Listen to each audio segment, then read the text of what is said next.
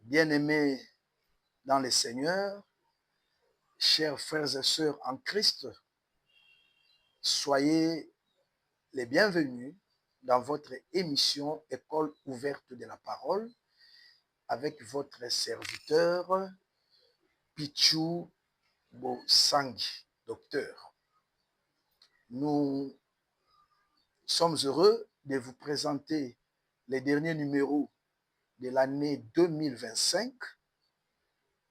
Et ces derniers numéros, c'est aussi le point que nous plaçons sur la série d'émissions sur la polygamie face à la doctrine des apôtres. Aujourd'hui, donc, nous allons présenter quelques points fondamentaux et pour clôturer. Et nous vous prions donc de partager la vidéo. Que le Seigneur vous bénisse dans toutes vos assemblées, dans vos ministères, dans vos grâces, dans vos familles, dans vos foyers, dans vos services. Soyez bénis et mes meilleurs vœux.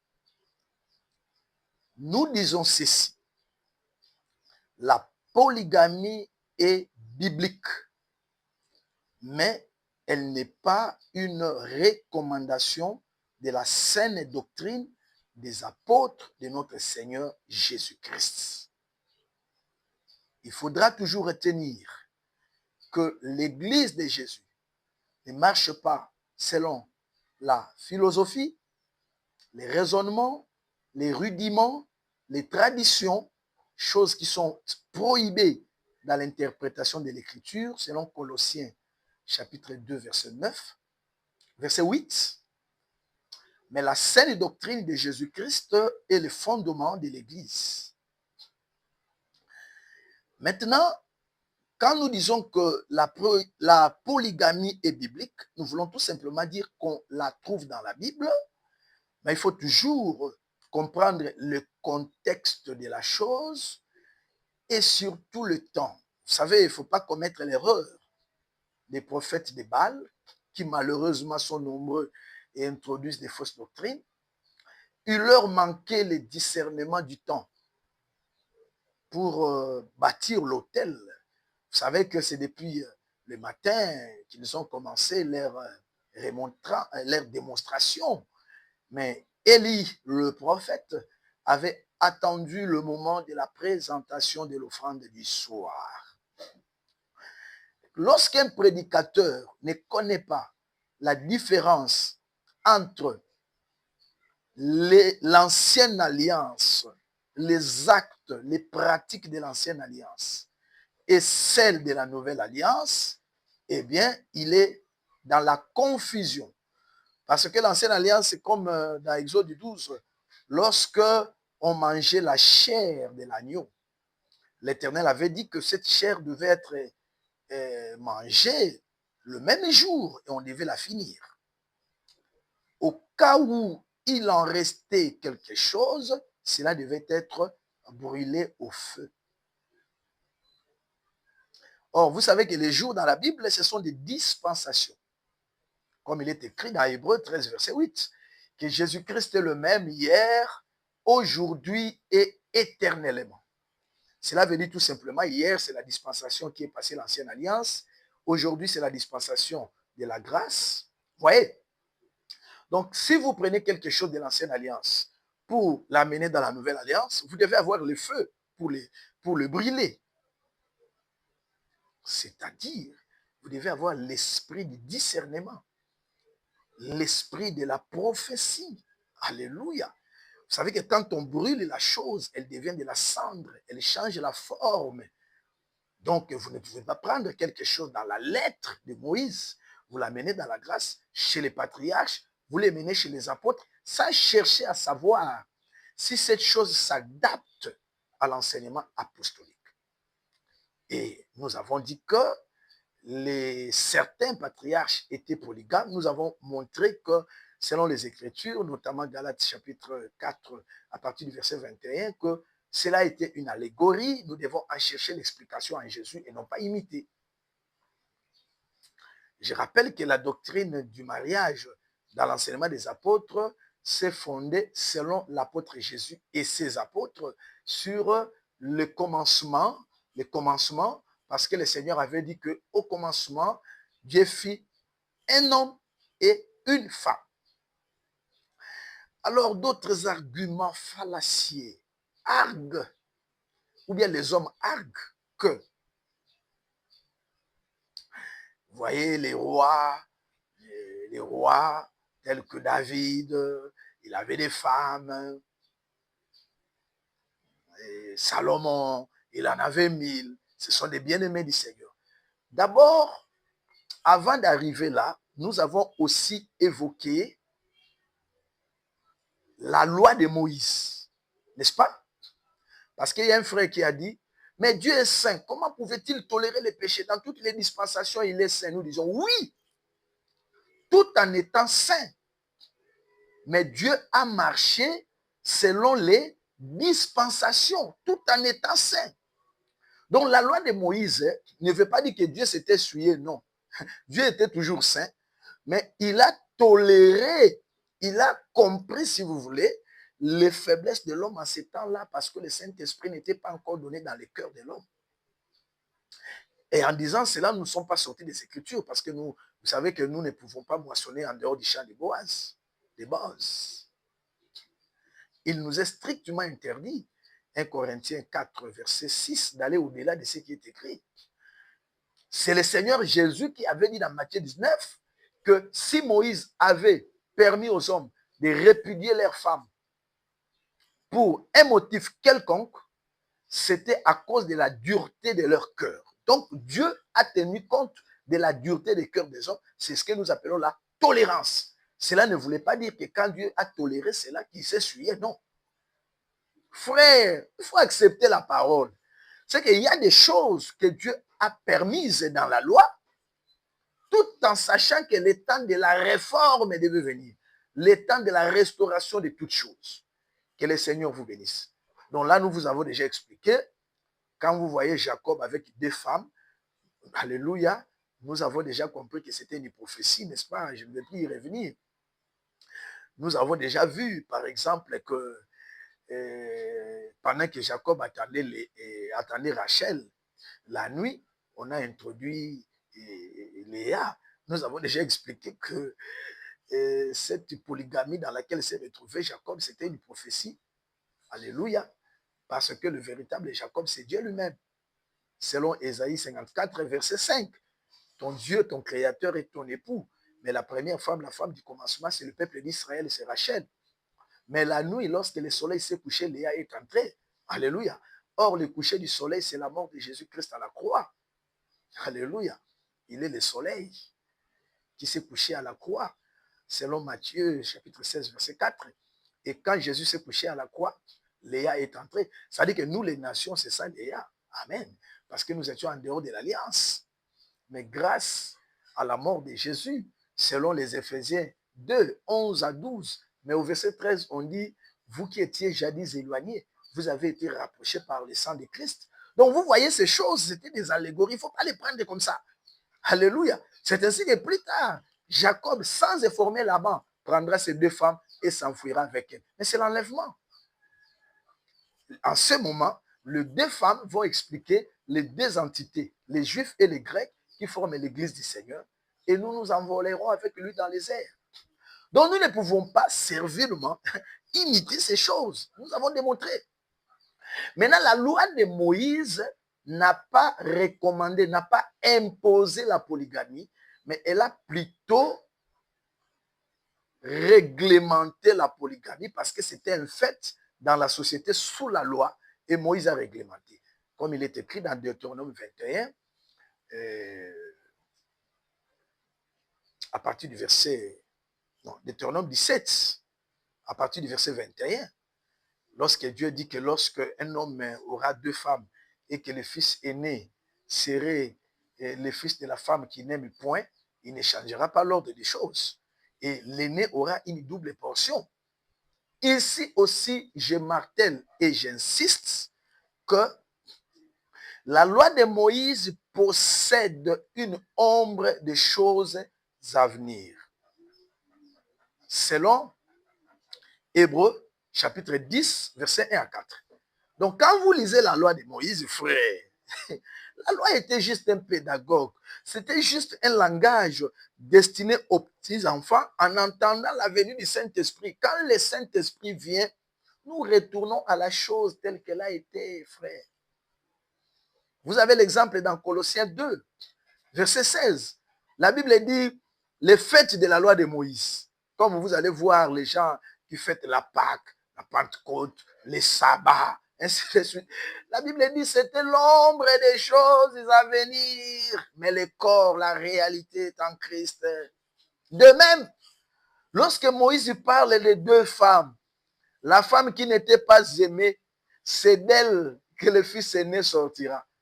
Or, le deux femmes, c'est deux alliances. Le deux femmes, c'est aussi deux peuples. Il faut comprendre ces choses. Alléluia. C'est pourquoi Abraham, quand Sarah était morte, Abraham va envoyer son serviteur pour aller chercher une femme pour Rebecca. Remarquez, Sarah, la femme du père, est morte, mais on va chercher une femme pour le fils. Mais quand cette femme vient, elle entre dans la tente de Sarah.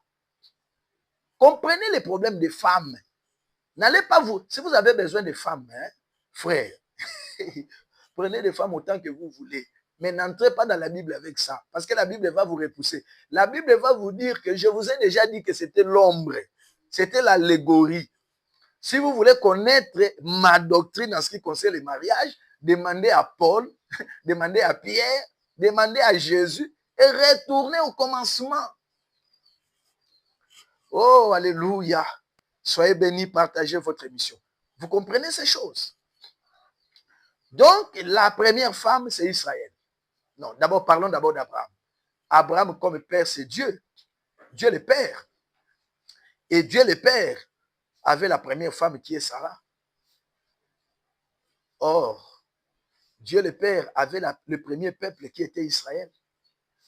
Dieu comme Père, dans son alliance, l'alliance des pères, il avait Israël comme première femme, Sarah. Amen. Mais au moment où nous parlons, la femme du Père n'est plus dans la scène. Sarah, Israël, n'est plus dans la scène. Alléluia. Maintenant, il y a une autre femme qui vient d'entrer, Rebecca. Amen, qui est l'Église, la nouvelle alliance. Mais quand Rebecca entre, elle n'est pas la femme du Père. Abraham aussi introduit dans la scène Isaac. Vous devez bien comprendre. C'est pourquoi nous disons aux témoins de Jéhovah, vous ne comprenez pas. Ce n'est plus le temps de Jéhovah. Nous disons même à ceux qui vont dans les sacerdoces lévitiques avec des vêtements sacerdotaux, avec de l'huile d'onction, avec des histoires comme Aaron et ses fils. Vous ne comprenez pas. Quand Rebecca vient, elle entre dans la tente de Sarah pour dire qu'aujourd'hui, à la place d'Israël, c'est l'Église. Maintenant, son mari, ce n'est plus le père. Le père prend la forme du fils qui est Isaac. C'est pourquoi, alléluia, le Seigneur de Rebecca aujourd'hui, ce n'est pas Abraham qui était le Seigneur de Sarah, mais le Seigneur de Rebecca, c'est Isaac. C'est pourquoi notre Dieu dans cette alliance, c'est Jésus-Christ. Alléluia. Le Jéhovah de l'ancienne alliance, le Père de l'ancienne alliance. Pour nous, l'Église, c'est Jésus-Christ. Donc, vous voyez que c'était les images. Maintenant, la première femme n'a pas donné le fils aîné. C'est la femme qu'on n'aimait pas. Or, la femme qu'on n'aimait pas, c'était nous les nations. Parce que Dieu, ayant commencé avec Israël, c'était le peuple bien-aimé de l'Éternel. Vous n'avez qu'à demander à Isaac. Isaac aimait qui? Là, nous sommes déjà dans Genèse 27. Isaac aimait son fils aîné, Ésaü, parce que celui-ci lui donnait du gibier. Et pourtant, Jacob était là. Alléluia. Qui se tenait tranquille sous les tentes. Oh! Pour que Jacob entre et reçoive la bénédiction, il fallait l'intervention de la mère. Vous voyez comment ces choses marchent. Maintenant, si les gens n'ont pas l'explication de ces choses, vous ne pouvez pas bâtir la doctrine sur ce que vous avez vu de pratiques chez Noé, chez Abraham. Si vous voyez quelque chose là-bas, demandez d'abord aux apôtres. Que le Seigneur vous bénisse. école ouverte de la parole avec votre humble serviteur Bosangue Pichou et Wallo. Partagez, frère. C'est une façon de montrer votre amour pour les autres. Que le Seigneur vous bénisse. Vous voyez que c'est merveilleux. Mais nous disons, Isaac, c'est Dieu. Le fils aîné qu'Isaac aimait, selon Exode 4, 22 à 24, c'est le peuple d'Israël. Mais Isaac, il servait le père du gibier, servait le père du gibier. Or, la table de Dieu, c'est l'autel. Malachie 1, verset, je pense, 7. L'autel, c'est la table. C'est que le fils aîné, Ésaü, Israël, c'est le peuple qui avait reçu l'autel. C'est le peuple qui avait reçu le culte. C'est le peuple qui avait reçu le sacerdoce. Et c'est eux qui offraient. Et Dieu a aimé ce fils aîné. Donc nous, Jacob, nous n'étions pas aimés par les pères. Nous, c'est la mère qui nous a introduits. Et vous savez que la mère, c'est lorsque Dieu s'est fait chair, lorsque Dieu est devenu un homme, lorsque Dieu est devenu un fils. La mère, c'est le Seigneur Jésus-Christ qui est venu nous introduire. C'est tout simplement pour vous dire que la femme qui n'était pas aimée, c'est nous qui n'étions même pas un peuple. Alléluia. Mais c'est de chez nous que le fils aîné est sorti. Parce que, laissez-moi vous dire, les fils aînés, ce sont les vainqueurs qui sortiront de l'église et qui seront enlevés pendant que la première femme restera encore là. Là, je suis déjà dans Apocalypse chapitre 12. Alléluia. Les fils aînés, ce sont les vainqueurs, les vierges sages qui seront enlevés pendant que le reste de la postérité restera. Oh, merci Seigneur. Je bénis le Seigneur. D'ailleurs, vous allez remarquer que le fils aîné a une double portion. Tout cela, c'est dans l'église. Parce que si Israël avait eu la loi, nous avons et la loi et son explication. Si Israël avait eu les choses charnelles terrestres, nous avons et les choses terrestres et les choses célestes. C'est pour vous dire que la loi n'avait fait que réglementer la polygamie sans l'imposer. Voilà pourquoi même les rois qui sont venus, parce que Salomon a eu autant de femmes, David a eu autant de... Mais tout cela, ce sont des allégories, frère. Suivez, c'est ça qu'on appelle l'évangile du salut, l'évangile éternel. L'évangile qui se conforme à l'enseignement de Jésus lui-même. Parce que quand Jésus est venu, il a même démontré que Salomon n'a jamais été Salomon. Salomon n'a jamais été Salomon. Pour dire que comme Salomon a eu autant de femmes, vous voyez que Salomon, mais Salomon était l'image d'un véritable Salomon. Alléluia. Vous ne devez pas vivre cette image. Interrogez le véritable Salomon qui va vous enseigner le vrai mariage tel qu'il est révélé aujourd'hui. Alléluia. Vous comprenez? Oh, vous ne voyez pas? Quand Salomon était né, le prophète de l'Éternel a dit que cet enfant s'appelle Jedidja, le bien-aimé de l'Éternel.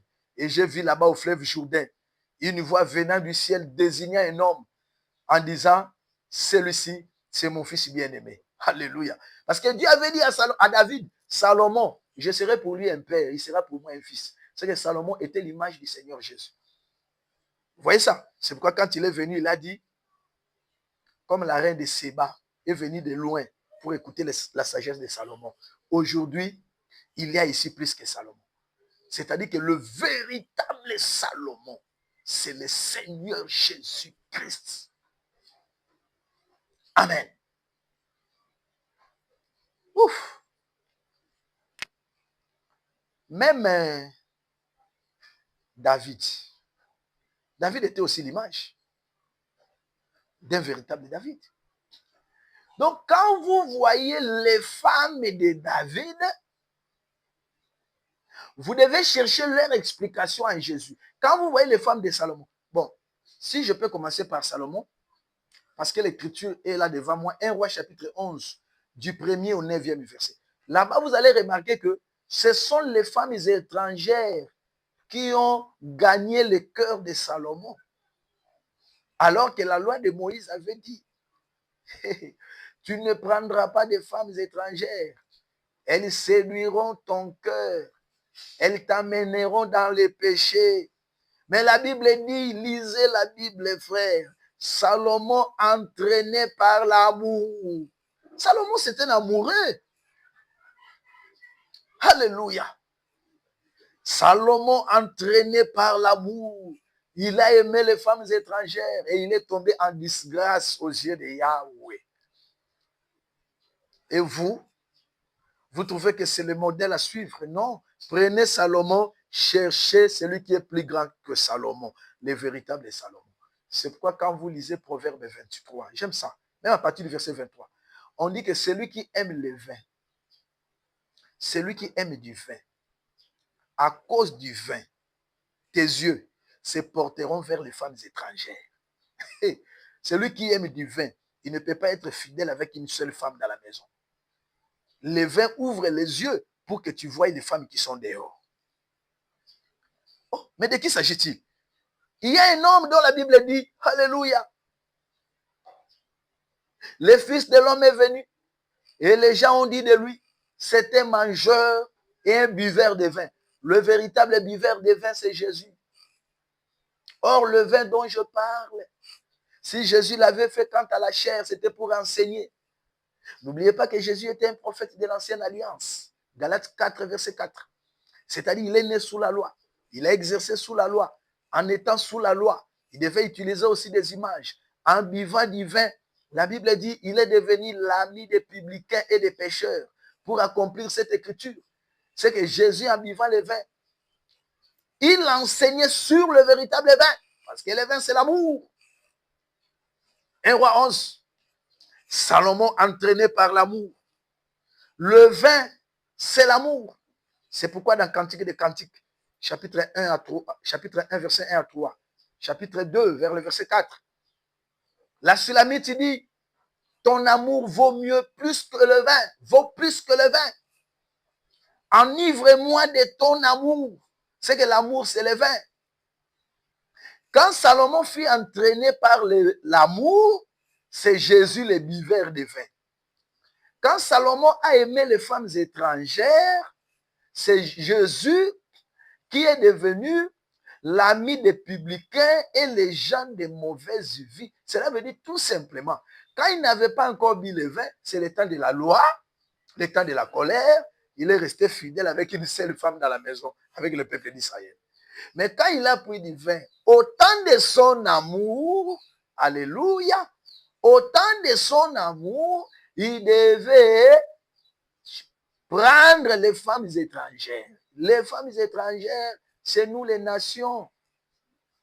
Nous étions des étrangers. Soyez bénis. Soyez bénis. Frères, frères polygames. La polygamie dans la nouvelle alliance, pour celui qui est déjà dans le Seigneur, c'est de l'impudicité, c'est de l'infidélité. Soyez bénis dans le nom de l'unique sauveur de l'humanité, Jésus-Christ. C'est pourquoi dans les passages que je viens de vous donner ici, vous allez remarquer que Salomon aura et des femmes et des concubines. Alléluia. Et des femmes et des concubines. Et le total va donner 1000. Frère, c'est Jésus. Le concubinage des rois de la Bible, ce n'est pas comme notre concubinage aujourd'hui.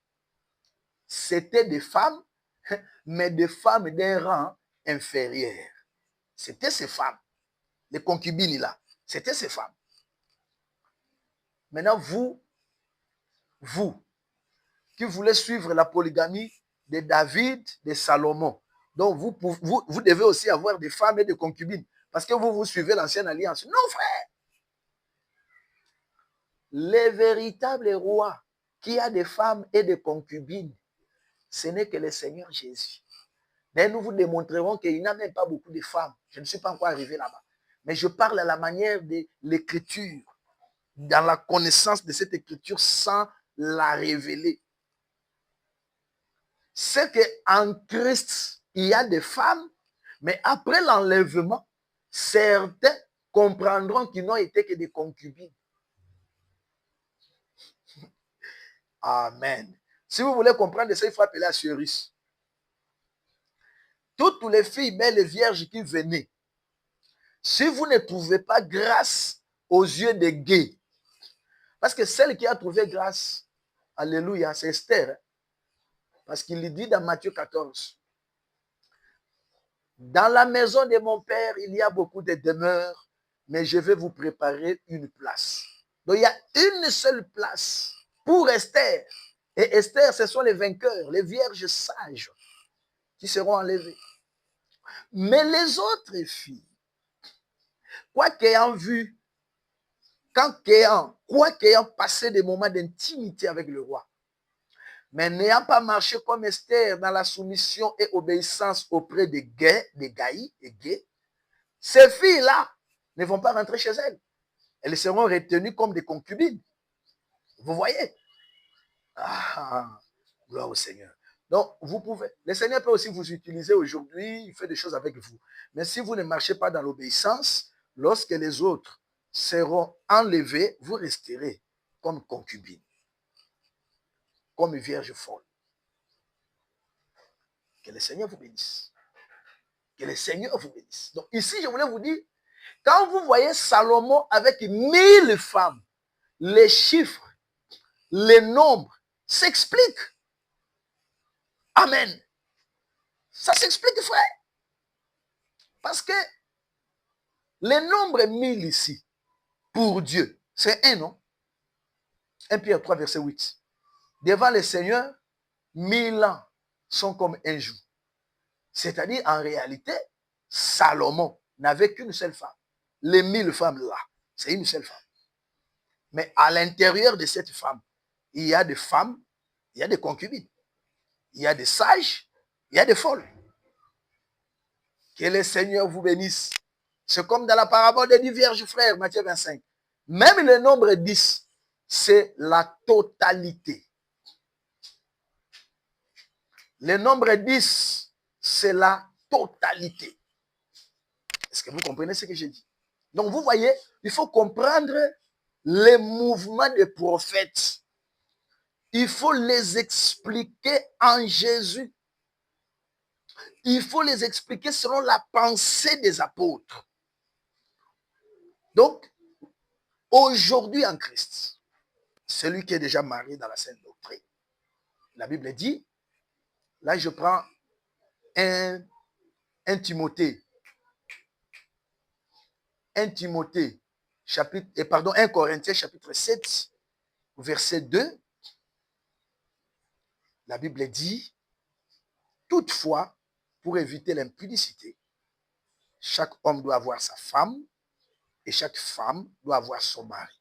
On va vous dire, mais même si les femmes sont nombreuses, chaque femme est sa femme, comme on a vu chez David, on a dit sa femme, oui, ça c'était dans l'ancienne alliance. Il y avait des femmes, chacune des femmes était ça par rapport à son mari. Mais dans la nouvelle alliance, il parle de ça par rapport à une seule. Maintenant, quelqu'un peut vous dire, voilà, vous refusez la polygamie, mais Jésus lui-même est un polygame. Parce que nous avons Israël et nous avons les nations. C'est des femmes. Non, frère. Remarquez, alléluia, que Dieu ne travaille pas avec les deux femmes au même moment. Il a pris soin de faire cela pour ne pas être polygame. Alléluia. Quand il était avec Israël, il a tourné le dos aux nations. Vous voyez la sagesse de Dieu. C'est ça, non? Éphésiens 2, 11, je ne sais ce que de répéter cela. Nous étions sans Dieu, sans Christ. Mais en ce moment-là, c'est le peuple d'Israël qui était dans la maison. Vous voyez comment la Bible est harmonieuse. La Bible dit dans les Éphésiens chapitre 2, verset 18 à 19, même à partir du verset 17, nous étions des étrangers en dehors de la maison. Alléluia. Nous étions en dehors de la maison. La femme qui était dans la maison, c'est Israël. Amen. Maintenant, aujourd'hui, pendant que Dieu est avec nous, où se trouve Israël par rapport aux choses de Dieu? Je vous ai dit l'autre fois que Agar a exigé que, pardon, Sarah avait exigé qu'Agar soit chassée. Vous vous souvenez? Et je vous ai dit que pendant ce temps, pendant ce présentement-là, Agar est en dehors de la maison dans le désert. C'est que le peuple d'Israël est dans la sécheresse spirituelle, avec son fils sous la servitude, dans la servitude, qui est Ismaël, dans l'incrédulité spirituelle. Oh, vous voulez voir aussi Luc 15? Lorsque le fils prodigue qui était en dehors de la maison est rentré et qui avait le festin, où se trouvait son frère? Pendant qu'il y avait de la musique dans la maison, son frère était en dehors de la maison, dans la jalousie. C'est ça Israël. Les fils prodigue qui retournent, c'est nous les nations. Alléluia. Nous sommes dans la maison, dans l'évangile, dans la parole, avec l'esprit. Nous vivons les dons spirituels, la puissance, la gloire de Dieu, la parole. Mais le fils aîné est en dehors. Oh, est-ce que vous comprenez? Ah, ça c'est merveilleux. Maintenant, il faut faire très attention. Quand vous voyez Israël et les nations se retrouver au même moment, sachez que l'interprétation de l'écriture va changer. C'est-à-dire, en ce moment, ce ne sera plus Israël comme une nation, ou les nations en tant que nation, mais dans Israël, Dieu prend les croyants. Parmi les nations, il prend les croyants et nous formons une seule femme. Quand je vous ai dit que Jacob, dans la fuite vers la montagne, il a pris ces deux femmes, Rachel et Léa. Là, il ne s'agit pas d'Israël comme une nation et les nations pour fuir, non, parce que Israël ne sera pas enlevé comme une nation. Il s'agira des croyants qui acceptent l'évangile parmi les nations et les croyants juifs. Est-ce que vous remarquez ça? Dans Genèse 27, dans la bénédiction d'Isaac. Ésaü était en dehors de la maison. Mais pendant que pendant que Isaac bénissait, il dit, les mains sont les mains d'Ésaü et de Jacob. Et pardon, la voix, c'est la voix de Jacob. Mais les mains sont les mains d'Ésaü. C'est que dans la maison, il retrouve encore Ésaü. Ésaü qui est en dehors de la maison, mais on retrouve sa voix ici. Je crois avoir inversé les choses. Il faut que je corrige très rapidement. La voix, c'est la voix de Jacob. Très bien. Mais les mains, ce sont les mains d'Ésaü. Parce que si je donne même l'écriture, si je donne mal l'écriture, même l'interprétation sera faussée. Donc, Isaac entendait la voix de Jacob. Mais quand il tenait la main, c'était la main d'Ésaü. Ésaü en dehors de la maison, mais sa main. Quand je dis la main, c'est parce que cette main était couverte par les vêtements d'Ésaü. Donc, Ésaü en dehors de la maison, mais une partie d'Ésaü était dans la maison. Est-ce que vous comprenez ce que je dis? C'est que Isaac avait devant lui une partie d'Ésaü et Jacob. Et pourtant, Ésaü était en dehors de la maison. C'est-à-dire que pendant que le peuple d'Israël est en dehors de la scène, ici dans la maison, il y a une partie d'Israël. C'est ça Romains 11, 25. Donc, les Juifs qui acceptent l'évangile individuellement, qui font exception à cette incrédulité généralisée de la nation, ces Juifs-là sont avec nous, nous formons un même corps et nous sommes devant le Seigneur. Amen. Donc, il n'est pas question de la polygamie. D'ailleurs, je vais aller plus loin.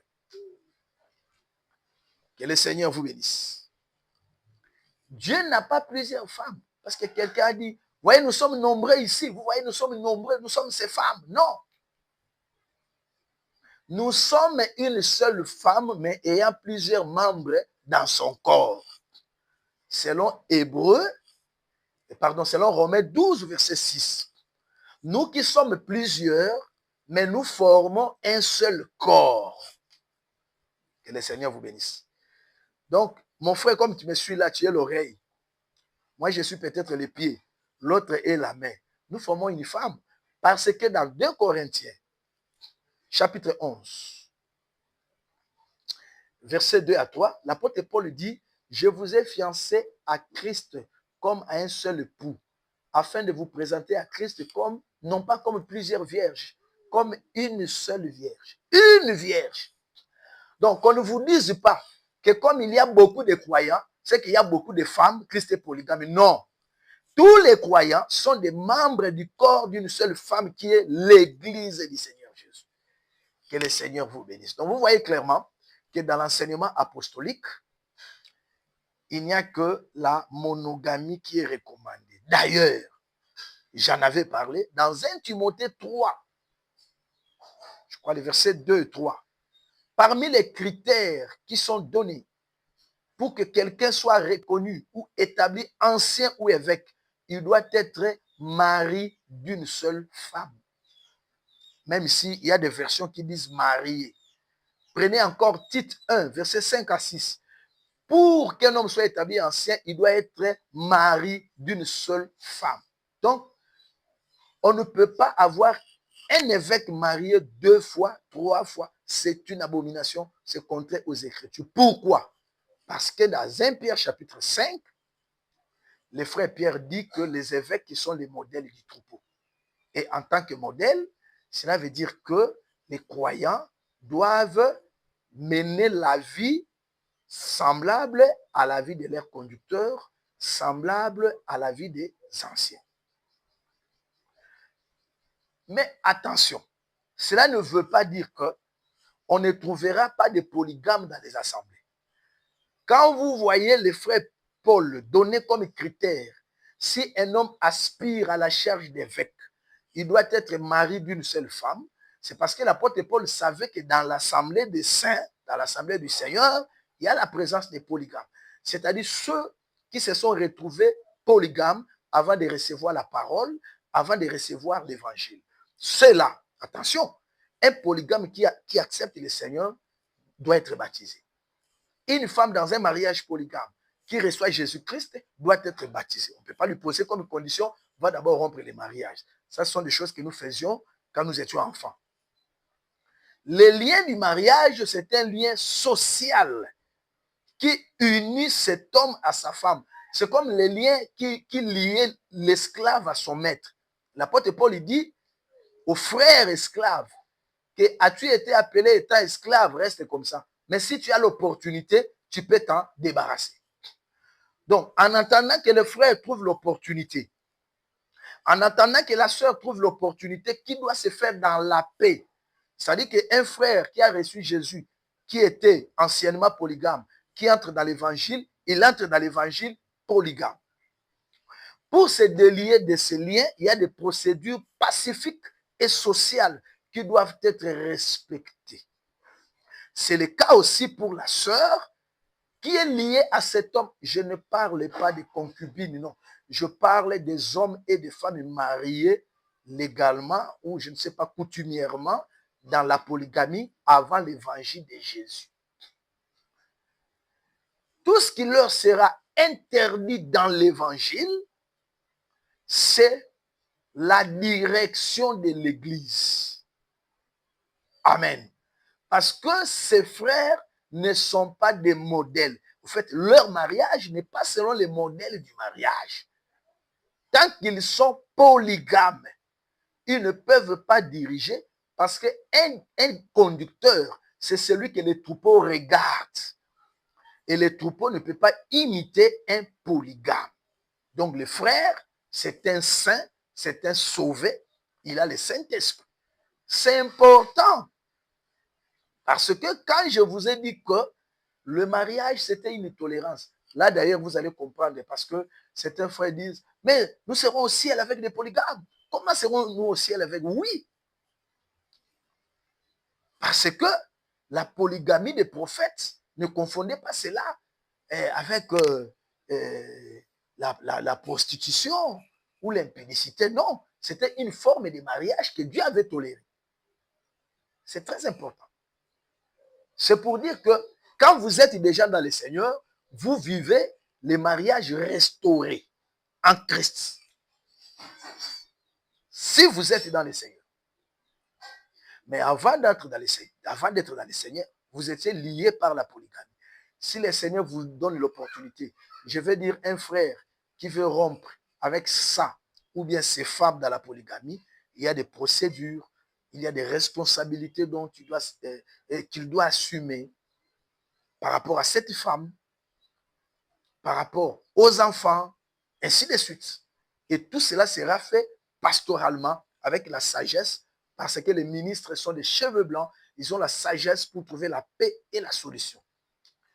De même, une femme qui est liée dans la polygamie avec son mari avant le Seigneur, si elle estime qu'elle doit quitter ces liens, elle sera conduite, elle exposera aux hommes de Dieu, et les hommes de Dieu verront, étudieront, orienteront, afin que les choses se passent dans la paix, parce qu'elle dépend de son mari qui l'a prise en mariage.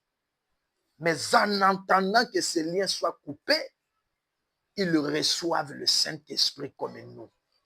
Donc, le jour de la Pentecôte, quand le frère Pierre a prêché, le même jour, 3000 personnes ont été baptisées. S'il y avait un polygame parmi les frères qui ont demandé que ferons-nous, le frère Pierre ne dirait pas aux polygames, payez, retournez d'abord à l'Éthiopie ou là où vous étiez. Finissez-en avec votre mariage et revenez. Non. Dieu pardonne les péchés, il vous reçoit, mais le reste, ce sera le travail pastoral qui sera fait. Que le Seigneur vous bénisse. Donc, un polygame ne peut pas diriger. Un polygame ne peut pas conduire. Et souvenez-vous que quand on est marié, le Seigneur considère ces liens-là comme étant un lien sacré. Que le Seigneur vous bénisse. Certainement, il y a beaucoup d'autres choses qui sont restées, mais on ne peut pas tout finir. Que le Seigneur vous bénisse. Je rappelle encore à ceux qui n'ont pas encore reçu les syllabus de moins de 10 pages sur la polygamie face à la doctrine des apôtres, de bien vouloir s'en procurer. Et ceux qui veulent aussi lire d'autres ouvrages écrits par nous, vous pouvez entrer en contact et nous mettrons cela à votre disposition. Nous avons aussi une école de formation et d'encadrement, Meeting Doctoral School, là où nous essayons d'expliquer les Écritures et selon la grâce que le Seigneur nous a faite. Et nous sommes aussi disposés à vous recevoir. Voilà, encore une fois, la paix du Seigneur. Et nous finissons par redire, ressouhaiter nos meilleures vues. Ciao.